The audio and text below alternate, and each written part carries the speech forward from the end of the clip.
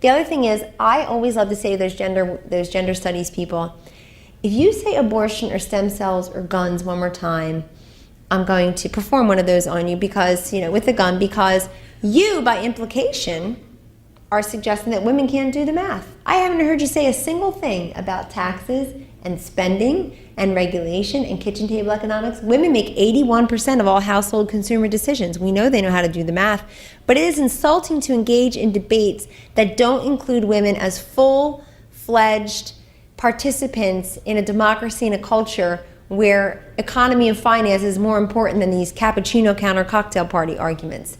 And I love challenging them on that because they won't go there because they wouldn't know chapter and verse of tax policy. They only know to say the rich benefit from tax breaks, which is a joke, of course.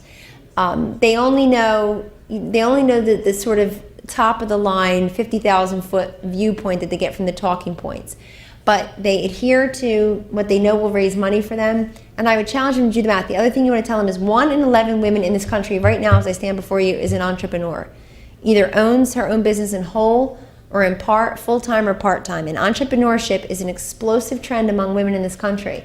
And it's not because they're worried about abortion and guns and all. It's because they want some flexibility short of telling the government to demand it of employers. You must put a child care thing here and you must have meditation music for my 2-year-old and all that junk. No, they mean that the lacking of flexibility of an ability to contract with a private employer to get some flexibility means that they're just creating their own parallel track.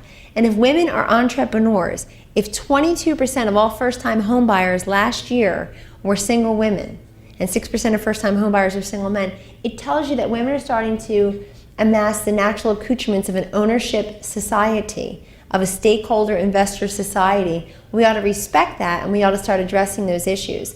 The last thing, go look at everybody's polls from 2006. Mine, Gallup's, Washington Post, Fox, anybody's poll you want. Anybody who responsibly dared to ask the question, which of the following was the most important issue to you as to why you voted today? Abortion was number 8 on a list of 10.